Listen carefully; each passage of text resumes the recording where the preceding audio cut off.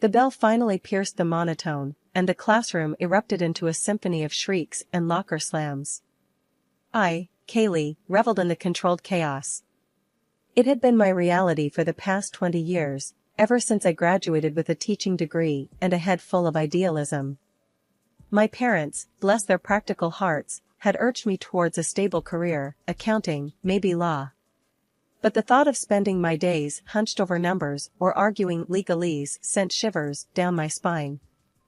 "Ms. Evans! Ms. Evans!" A small hand tugged at my sleeve. I looked down to see Lily, a wisp of a girl with bright, curious eyes, bouncing on the balls of her feet. "Yes, Lily? Can I stay after school again today? I finished all my homework, and I really want to talk about that book you mentioned." A smile tugged at my lips. Lily was one of those rare students who devoured knowledge like candy. Most afternoons, she'd linger after class, peppering me with questions about everything from black holes to the intricacies of Shakespearean sonnets. "Sure, kiddo," I said, ruffling her hair. "But on one condition, we grab a healthy snack first. No heroics can happen on an empty stomach." She giggled, her smile infectious. "Deal." The school day ended with a chorus of goodbyes, and Lily bounced towards the front door, searching for her usual ride. Today, however, wasn't her mom waiting, but a man I hadn't seen before. Tall and broad-shouldered, he had a warm smile that crinkled the corners of his eyes. "Hey, Lily," he boomed, crouching down to her level. "You ready to ditch this place?" Lily squealed with delight and launched herself into his arms. "Uncle Mark. This is Ms. Evans, my favorite teacher." Mark extended a hand towards me.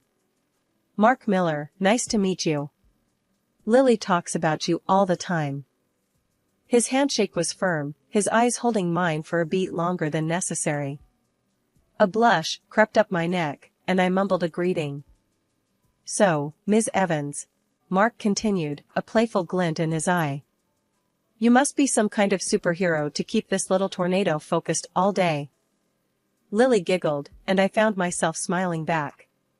"She's a bright one, that's for sure. A pleasure to have in class." Over the next few weeks, Mark became a regular fixture in the afternoon pickup routine.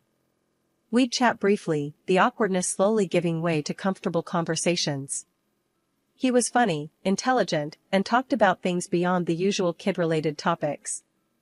One afternoon, when Lily was engrossed in a book I'd loaned her, Mark lingered after the bell. "Listen, Ms. Evans." He started hesitantly. "I know this might seem crazy, but would you maybe like to grab coffee sometime? Not with Lily, of course. Just us." My heart skipped a beat. Sure," I stammered, surprised by how quickly the answer tumbled out. That coffee turned into dinner, then drinks, then stolen moments whenever our schedules allowed. We were falling fast, caught in a whirlwind of stolen glances and late-night texts. A year later, Mark slid a diamond ring onto my finger, his eyes mirroring the joy in mine. We married in a small ceremony, surrounded by close friends and family. My parents, initially hesitant about the whirlwind romance, were won over by Mark's easy charm. Life seemed perfect. I gained a loving husband, a kind and supportive mother-in-law, and a rambunctious niece, Lily, who spent most weekends at our place. Lily's mom, Mark's sister, Sarah, was another story entirely. With fiery red hair and a penchant for tight skirts, Sarah cut a figure of chaos. Most evenings, Mark would field frantic calls from her, usually ending with him rolling his eyes and muttering about another man crisis. Sarah, in turn, barely tolerated me. Every visit was punctuated by backhanded compliments about my boring life choices and envious jabs at our family. One night, after a particularly scathing remark about my old-fashioned values, I finally snapped. "Mark," I hissed after Sarah flounced out the door, "Lily needs more stability. Can't you see that woman wouldn't know responsibility if it bit her in the butt?" Mark scowled. "She's my sister." Frustration bubbled over. "And Lily's your niece. How long are you going to pretend it's all sunshine and rainbows? That girl needs a real parent, not a walking party trick." Mark stormed out, leaving me fuming in the living room. This wasn't the first time we'd argued about Sarah, and it wouldn't be the last. A small seed of worry had taken root in my mind, a worry that would soon blossom into a full-blown storm. A few months after the wedding bliss settled, it was time for the grown-up talk. We sat at the kitchen table, the remnants of takeout scattered around us. "Mark," I began, trying to keep my voice neutral, "we need to talk about finances." He sighed, pushing back his chair. "Finances? What's the deal, honey? We agreed on a shared account, remember? 50-50. It seems like you haven't been contributing much lately." My words hung in the air, heavy with unspoken accusation. Mark's brow furrowed. "Yeah, well, things came up. Sarah's going through a rough patch again. Needs some help with Lily and all." "Again?" My frustration simmered. "Mark, we can't keep bailing her out every other month. We have bills to pay, groceries to buy. Look, Sarah's family. I gotta help her out, alright?" His voice was laced with a defensive edge. "And what about our family?" I retorted, my voice rising a notch. "Isn't Lily our family too? You're basically paying for their meals with our money." Mark slammed his fist on the table, making me jump. "Don't you get it, Kaylee? They need it more than we do. You keep the damn house clean, that's your contribution. Stop nagging about every dime." The anger in his voice startled me. This wasn't the easygoing Mark I married. This was a man with a secret, and a growing resentment towards me. I swallowed the lump in my throat, refusing to be bullied. "That's not fair, Mark. We agreed on a system, and you're breaking it." He scoffed. "Life happens, honey. Deal with it." With that, he stormed out, leaving me alone in the cold silence of the kitchen. The takeout tasted like ash in my mouth. Mark's outburst confirmed the gnawing suspicion in my gut, something wasn't right with Sarah's rough patch. This wasn't a one-time thing, it was a pattern. I spent that night staring at the ceiling, a knot of worry tightening in my stomach. The next few months were a blur. Mark stopped contributing altogether. Every time I brought it up, he'd brush me off with a flimsy excuse or a snide remark. The bills started piling up. I dipped into my savings, then resorted to using my own salary to keep the house afloat. It felt like I was single-handedly supporting a family that wasn't even mine. The worst part? Mark didn't seem to care. He continued to spend his evenings, glued to his phone, taking calls from Sarah and disappearing, for hours on end. The man I loved, the man who promised a future together, was slowly becoming a stranger, his secrets creating a widening chasm between us. 6 months crawled by, each day a monotonous echo of the last. Mark's absences grew longer, his excuses flimsier. He'd vanish for entire evenings, his phone perpetually on silent. When he did grace us with his presence, it was a fleeting hello and a quick goodbye, his attention glued to his phone like a lifeline. Family dinners at my in-laws became a painful charade. Mark, a ghost at his own table, would mumble half-hearted greetings before disappearing into whispered phone conversations on the patio. My mother-in-law, bless her perceptive heart, would shoot me concerned glances, her silence speaking volumes. One night, after another empty silence settled over our dinner plates, I snapped. Mark, barely acknowledging my presence, shoved his food around the plate with a restless energy that made my skin crawl. "Mark," I said, my voice tight with frustration, "we need to talk." He glanced up, a flicker of annoyance crossing his face. "About what, honey?" "About you. About us. About where the hell you were all the time." The words tumbled out, a dam bursting after months of pent-up emotions. Mark sighed, a theatrical display of exasperation. "Look, I'm swamped at work. It's a demanding time, all right?" "Work?" I scoffed, disbelief burning in my throat. "You haven't worked a single late shift in months. What's really going on, Mark?" He pushed back from the table, his face hardening. This isn't up for discussion. You wouldn't understand. Try me, I challenged, my voice rising a notch. Because right now, all I understand is that you're a stranger living in my house.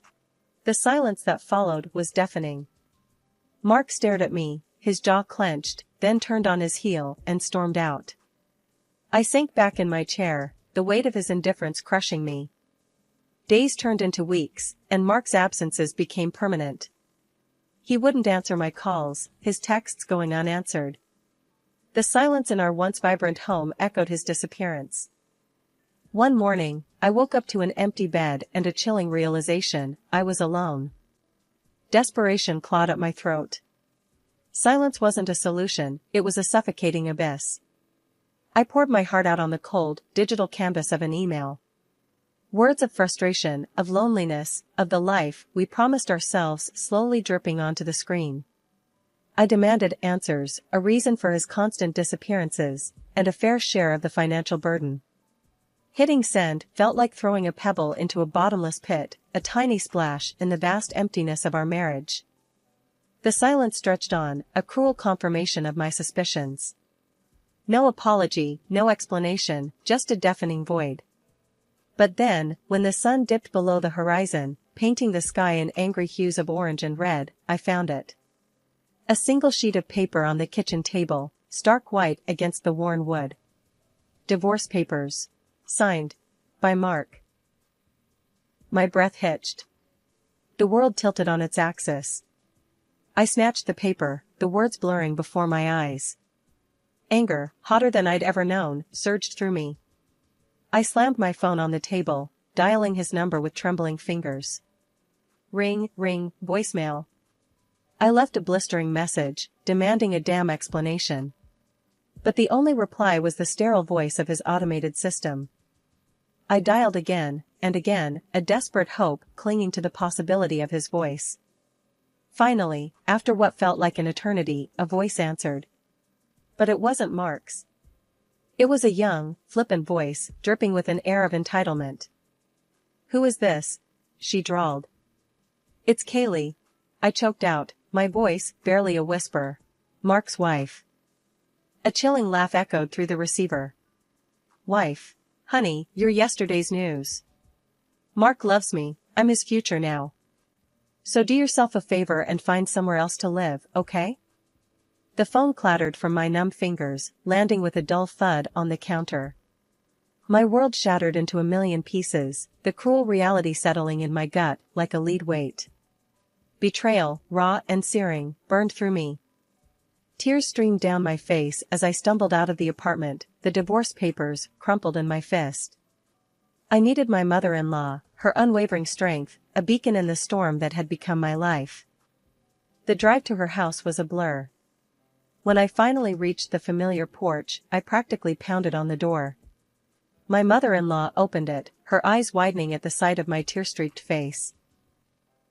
Without a word, I collapsed into her arms, the dam breaking open. She held me tight, her soft murmurs a soothing balm on my wounded soul. As I sobbed the story of my shattered marriage, of Mark's lies and betrayal, a flicker of anger crossed her face. "Kaylee, you'll stay here, with us," she said, her voice firm.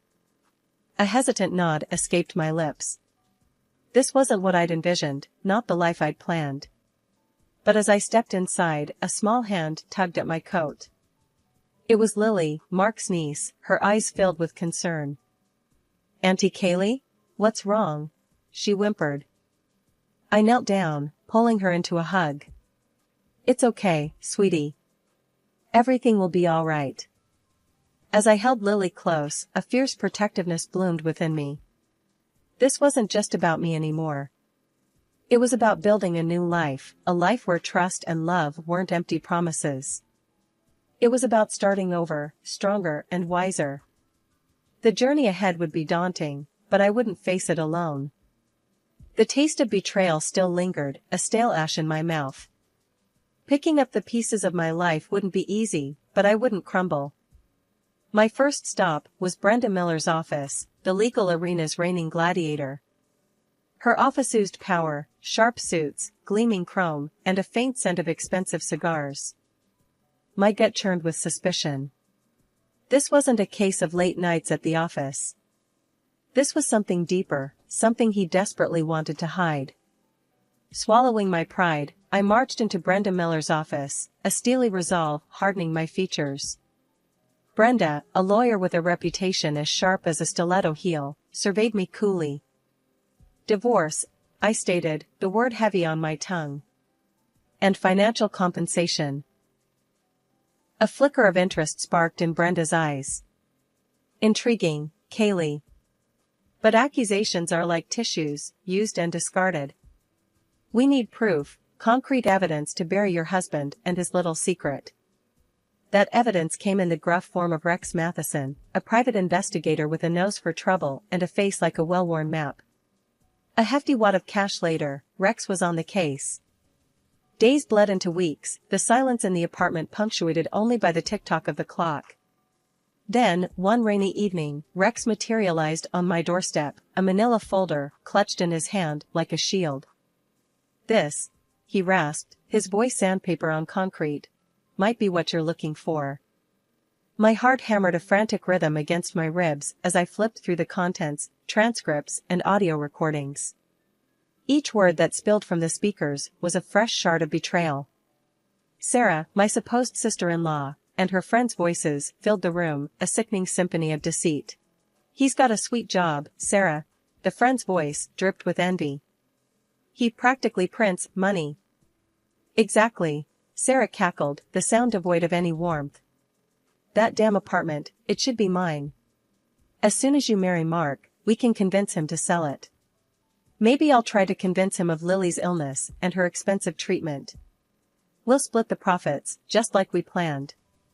My blood ran cold. Sarah, the leech, had been using Mark all along, and her friend, my husband's lover, played along with her in everything. Our comfortable apartment wasn't a home for her brother, it was a golden ticket to a life of luxury. Mark, the gullible fool, was nothing but a pawn in her twisted game. Armed with this explosive evidence, I returned to Brenda's office, a cold fury simmering beneath the surface. Brenda listened intently, a dangerous glint in her eyes as the recordings played. "Bingo, Kaylee," she said, a slow smile spreading across her face. "This is gold. Time to make those cheaters pay dearly." But my stomach churned with a bitter cocktail of anger and a strange, unexpected worry. Mark may have been a gullible fool, but Lily, his innocent niece, was caught in the crossfire of his sister's greed. I couldn't let her become another casualty in this mess. Instead of confronting Mark or Sarah directly, I decided to play a different game. I called my mother-in-law, my voice tight with urgency. "Something big needs to happen, Rita," I said. "I need everyone at the house, now." The following evening, a tense silence filled the air as we all sat around the dining table, me, Mark, his stony-faced mother and father, and Sarah, who sauntered in last, a reeking cloud of alcohol and bad attitude clinging to her like a cheap perfume. Before I could even utter a word, Sarah burst out. "Can you believe this? Child Protective Services just barged into my place, accusing me of being an unfit mother. Lily's in some damn shelter now, the little ingrate." Disgust tightened my throat.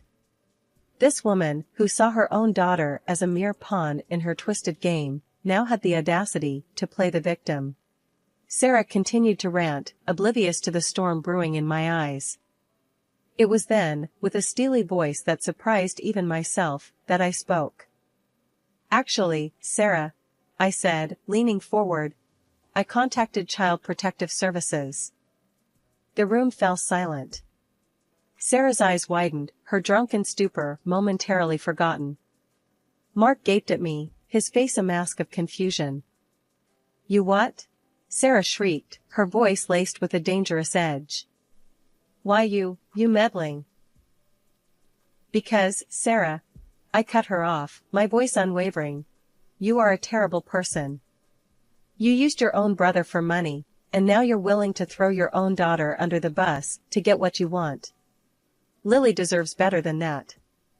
Sarah lunged at me, a feral snarl contorting her face. Before she could connect, Mark, bless his slow-on-the-uptake self, finally reacted, grabbing her arms and holding her back. "Get your hands off me!" Sarah shrieked, flailing uselessly. "You're both finished. You'll pay for this." Mark, still bewildered, finally spoke. What was all that about, Kaylee?" I pressed play on the recorder, the damning conversation between her and her friend filling the room. Mark's face drained of color with each passing word. Shame and disbelief flickered in his eyes as he heard his sister's cruel assessment of him, a mere ATM to be manipulated.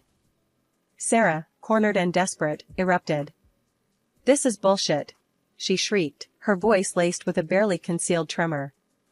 You have no right to stick your nose in our family business. This isn't your place." Ignoring her outburst, I kept my gaze fixed on Mark. This was his moment of truth, the moment he saw his sister for who she truly was, a scheming manipulator.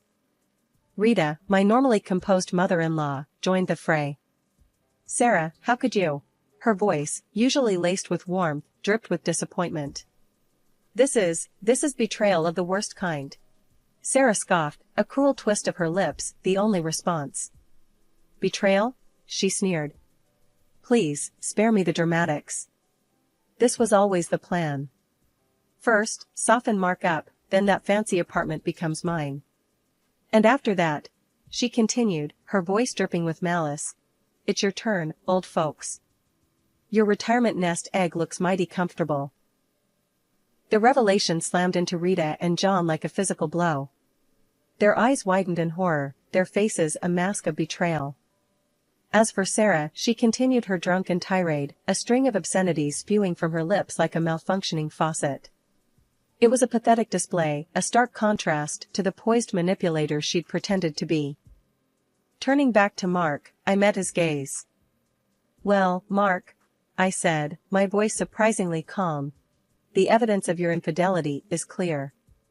Now, let's talk about financial compensation." Mark opened his mouth, a plea for forgiveness hanging in the air. But before he could speak, I held up a hand, silencing him.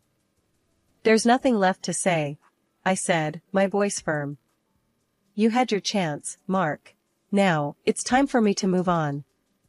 The gavel slammed down, a final punctuation mark on a messy chapter. Divorce. Financial compensation secured. Justice, though bittersweet, had been served. Sarah and her conniving friend were convicted of attempted fraud, their dreams of a swanky apartment evaporating like cheap perfume. Lily, my ex-husband's niece, remained the biggest casualty. Custody battles ripped through the family court, and in the end, a bombshell dropped: Sarah's ex wasn't the biological father. The truth, like a stubborn weed, refused to stay buried. With no known father and an unfit mother, the judge placed Lily under Rita's care. Her once empty house transformed into a bustling haven. Rita, initially overwhelmed, found solace in raising Lily. We settled into an unlikely, but surprisingly functional, routine. One quiet evening, Lily, a tangle of blonde curls and boundless energy, snuggled onto my lap. "Mother isn't coming back, is she?" she asked, her voice small. A lump formed in my throat. "No, honey," I said gently. "But you're stuck with me now." A smile, as bright as a sunflower, bloomed on her face. "Good," she declared, wrapping her arms around me. "I love you more than glitter and ice cream combined." But the following events threw me into shock. It happened on an ordinary Friday evening.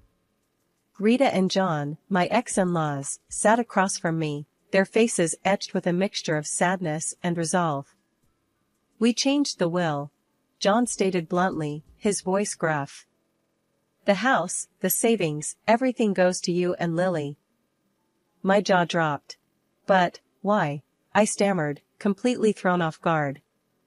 Rita reached out and squeezed my hand, her eyes filled with a complicated mix of emotions. "You opened our eyes, Kaylee," she said softly. "We see Mark for who he truly is now, a spineless fool easily manipulated by his own sister." "But what about Mark?" I asked hesitantly. "He's your son." John's face hardened. "Blood doesn't mean everything, Sarah. He made his choices, now he has to live with them. Rita chimed in, her voice firm. You and Lily, you're the family we have left. You've been there for us, for Lily, and that's worth more than any blood tie. Life continued its steady march forward. The house, once echoing with emptiness, was now filled with Lily's infectious laughter and Rita's gentle guidance. We were an unlikely family, a hodgepodge of heartbreak and resilience, but it worked.